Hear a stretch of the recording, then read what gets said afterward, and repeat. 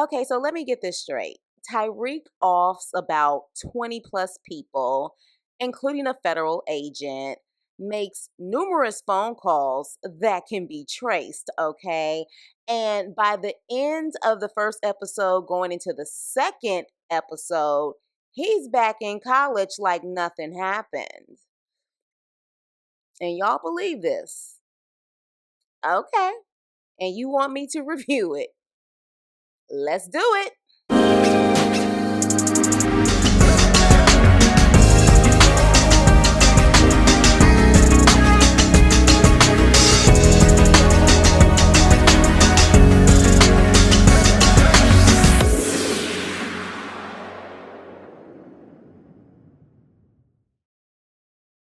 Hey, what's up and hello? This is the Chris Nicole bringing you my views on life, love, and the world of entertainment through my eyes. And this is my review on Power Book 2, Season 4, Episodes 1 through 2. So, the guy with the horrible accent goes off on security for allowing Tariq and Brayden to get away. But one of the security guys is like, look, I'm questioning your loyalty when it comes to these green cards. And before he could finish, baby, the guy with the accent takes both of them out. So this is clearly going to be a big issue between him and Noma. And then we see Kane, who is hurt. Okay, he caught one in the arm, but he is so determined to get Tyreek at this point because he's like, Tyreek tried to take my mama out. It's on. At this point, until I find him, I don't care what's going on with my arm. Tariq and Brayden are at a waterfront covering up their car while they're talking. I don't understand that purpose of using a car cover as if someone can't remove it to look at the car, to look at the license plate, but okay. Tyreek doesn't have a plan. He said he wasn't prepared for war, so he doesn't know what to do at this point. And Noma is on a hunt to find Tariq and Brayden and wants everyone to stop what the hell they're doing to find them. Agent Young, which was Angela's nephew, is too busy trying to tell the other agent about Tyreek and how officer or whatever that damn politician, Lorenz Tate character. See, this is how much I don't give a shit. I can't even remember his name. Was it politician Tate, Senator Tate, Congressman Tate, whatever? He's pretty much saying Tariq and Tate are connected to expediting the green cards for the homie with the bad accent. And that agent, she's another one with the horrible accent. She's like, look, whatever you're doing, you need to stop if you want a career, okay? I'm telling you right now. But is he going to stop? Hell no. Then we get Monet fighting for her life, and Monet's spirit is looking on while both of her baby daddies come to hunt her and pretty much tell her, you'll be with us soon. And Diana and Drew are talking, and Diana has remorse because Monet tried to save her. And Drew is like, you punk ass, like you would be the one to switch up. They wait for Brayden's sister to come back, and they give her some lame excuse as to Brayden being in trouble, owes guys some money, and she goes with them. Tariq and Brayden go to try to hunt Noma's daughter, Anya, down. And this little brat, Noma's daughter, she is rude as hell. She puts on her headphones and tunes out the guy that I guess she's supposed to talk to. And look, I understand that headphones have noise cancellation, but baby, what went down right after that with all of that back and forth and all of that fire back and forth? There is no way in the hell that she could not hear any of that nonsense. That was just not believable to me. All of that going on behind you, and those headphones were able to do that? Hell no. Absolutely not. Bad accent tries to make a move on Noma. And I don't know if he was serious or he's just trying to get Noma off his back as far as being suspicious about the whole green card situation. But baby, Noma wasn't having it and bitch slapped him. And she tells him, you need to think with your useful head, honey, and find Tariq and Brayden. Anya comes home dropping F bombs to her mom and goes into this whole dramatic, I want to live. I don't want to be a scared little rabbit Why, what are you not telling me, mom? And they played this sad little music in the background. I was just like, this is truly a ratchet soap opera. Kane decided to go to the whitest neighborhood that you will ever see in New York City. And hell, I don't even know if there's even delivery guys who are black that go into that neighborhood. But he decides to bum rush into Braden's parents' house and starts beating up Braden's brother to try to get him to say where Braden is. And they're like, we don't know where he is. We're not a part of that lifestyle. We have not seen him.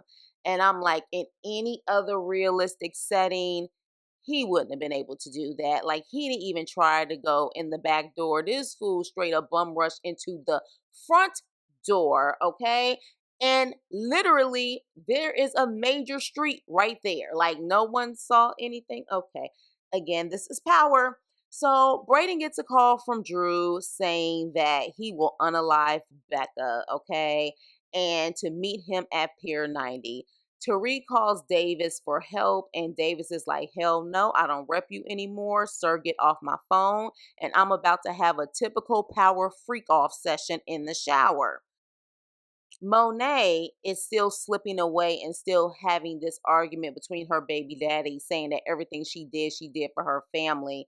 And they're like, you can't believe that. You did everything for you.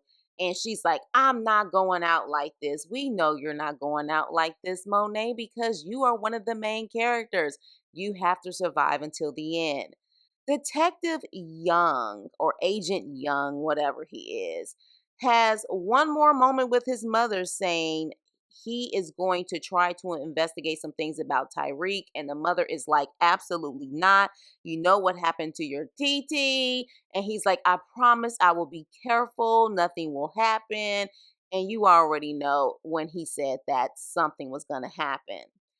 Braden goes to save his sister, and just when Drew is about to pop Braden and Becca, Tariq saves the day, and he saves his great white hope and tries to take down Drew, but literally misses every single time.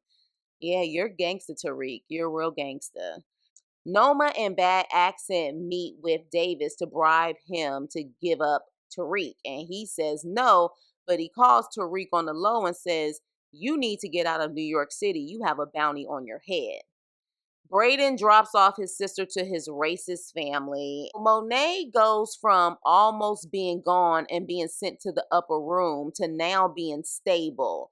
And Diana is by her side. And Drew tells Diana, you need to end Monet because Tariq said he will tell her everything. And Diana can't do it because she loves her mama. Does your mother love you, though? Tariq and Braden go to the school to get some money with no mask on. Mind you, this is 2024. Cameras are everywhere in 2024. And no one bothers to actually cover up their face before they get dirty. That includes Kane and Effie. Interesting, interesting. Agent Young finds Tariq in a parking garage, and as they're talking, all of a sudden, we have this guy who is firing back and forth between him and Agent Young. Tariq at that point thinks on his feet, and he ends up saying, I'm going to use Agent Young as leverage when it comes to Noma. He calls Noma and says, this guy is trying to ruin your business, and I can take care of him if we have a truce. And at this point, the guy who has the bad accent is like, you need to take this truce.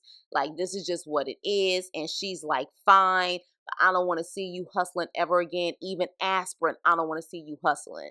So at that point, this is quite interesting, Tariq says, I am going to off Agent Young, okay? And at that point, I'm going to take off my glove and then use his gun, the agent's gun, to shoot the other guy. So it makes it seem like I'm the hero. I was trying to protect the agent, the federal agent. Okay. Did that make sense to y'all? Was it believable to y'all? Because it wasn't for me. So Noma tells all of her soldiers at that point to stand down because there is a truce at this point between her and Tariq. And Kane is like, F that. Nope, I don't care. And then all of a sudden he sees Tariq and he starts to chase after him. Tariq calls Drew and says, your brother is after me. You better call him off or I will tell him about your plans when it came to Monet. So Drew is limping like crazy trying to run to stop this. Then we see Tariq randomly talking to the police about his story about how he unalived the guy who offed Agent Young. Again, no cameras, and also people aren't questioning him and curious about what's going on. At this point in New York City, St. Patrick should be a huge name, not just with his father, but also with him. Let's not act like he wasn't in the court system also. So the fact that he's able to tell this story and no one is questioning him right then and there and saying, you know what, I think I need to take you down to the precinct so we can talk more. It it does not make any sense. It just doesn't make any sense. But again, he's able to get off while he's staring at Kane from a distance while he's talking to the police. Monet wakes up in the hospital, and of course, they do a close up on her fingers, the little twitching of the fingers. That means in any scene like a soap opera that there's life. And she wants to know who did this to her. And at this point, I'm like, girl, you almost apparently lost your life. Give it to God at this point and just leave it alone.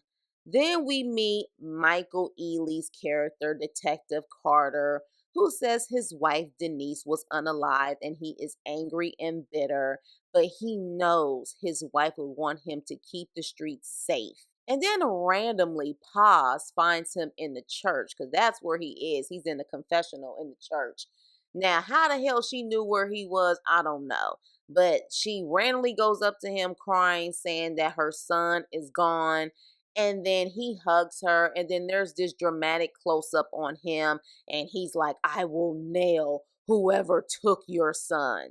So in episode 2, Detective Carter's talking to other cops and they decide to say, look, this shit is not adding up with Tariq apparently saving the day with this federal agent, especially this federal agent that was investigating him. So I was like, okay, good job, writers, because I'd be damned if y'all was going to let that one slip. And so at that point, Detective Carter is like, yeah, it doesn't make sense. And I'm going to go after his ass. Tariq is back at school and again, just not believable. And why is even Braden there? Why is he even allowed on campus and allowed to be in the dorms? At this point, with him and his court confession, he shouldn't be allowed there at all. No one from his family should be allowed at the school. So Kane is over here breaking arms, and Diana Chow has found out she is pregnant by Tariq. Okay. So we get introduced to Monet's sister, and at first I was like, damn, her voice sounds familiar, but she doesn't look familiar. Then I had to look up close and realize it was old girl from Girlfriends. Now, for Monet to have almost went up to the upper room, her hair and makeup and nails are laid as if she has not missed a beat. Kane knows something is up with Diana and Drew. And when Monet tries to get up to handle business, she has some type of episode where the sounds and people around her trigger her. And she's like, everybody get out of my way. Get these pillows out of my way. Stop, stop, stop. And I was like, maybe it was those heavy ass earrings that made you off balance. Because them earrings that sometimes Monet be wearing, I'm like, how is it not pulling on your ear? So Davis got suspended. He no longer has his license. Good. And then, child, we see a flashback of teenage Monet. And if I can be honest, that young girl does look like a younger Mary J. So if they ever do a biopic on Mary J, I would highly suggest that girl. Effie meets with the Russians. And I'm just like, she wouldn't be able to have access to them. Like, how is she able to just go into the bar and sit next to them and start talking to them? But she speaks to them to try to have them meet with Noma. And even with all of the scare tactics and him talking about don't mention my daughter and all of this stuff, he ends up going with her. Detective Carter presses Tariq and tells him that his mother is about to get kicked out of witness protection. And so during this meetup with the Russians, Monet confronts Noma and messes up that whole meetup. And randomly, they all start pulling hammers on each other. And then Monet randomly passes out in the process. I think in the real world situation of, true dealers, I'm going to assume if she ended up passing out, somebody would have just taken her out. Tariq speaks to Davis, and we find out that Detective Carter's wife was hit randomly because they were trying to take out someone else. So, I mean, maybe towards the end of this season, we'll find out that his wife Denise is connected to this power universe in some kind of way. I think that would make it more powerful, but that's just me. Monet speaks to Drew and Diana about Kane possibly being the one who is trying to off her. Yeah, wrong kid. Tyreek finds his mother in witness protection. How did he do that? I don't know, but he found her and tells her to stay out of NYC. And while he's talking to her, some old white guy comes up and pretty much tries to claim her as his property. And look, he knew immediately that Tariq was considered personal business because she's probably the only black person in that small town that she claims she's in. And of course, Tariq doesn't let that slide. And we see later that he whoops on this guy. And my guess, that's going to permanently remove him from witness protection, even though he didn't want that to happen. Monet tries to talk to Drew, but Drew isn't hearing it, so much so that he's ready to switch out her pills so she can go. And Diana is like, no, Drew, let's be better than her. And Monet overhears this and asks her sister, did I destroy my kids? Yeah. And can she get them back? No. Tariq is tired of being broke for 2 seconds, and so is Brayden. Two spoiled ass rich kids decide to get back into the game. But first things first, they find 2-Bit to get Tariq's car back. They just know where to find everyone. Detective Carter is doing a better investigation than the whole entire police department when it comes to Tariq, and he ends up arresting Bad Accent because he has questions, especially about these green cards. Monet meets with Tariq to see who tried to send her out of here. And Tariq, of course, is like, well, I didn't do it. But she starts to put two and two together when she's talking about who the heck is Kate Egan. I don't know who you talking about, what's going on. So she's like, whoever is setting this up has to go. And then the episode goes off. Do you guys really want me to rate these episodes? I'm not. Y'all know how I feel about power. You guys let me know what you think about this episode. Well, episodes 1 and 2. Please like, share, and subscribe, and I will see you on my next video. Toodles.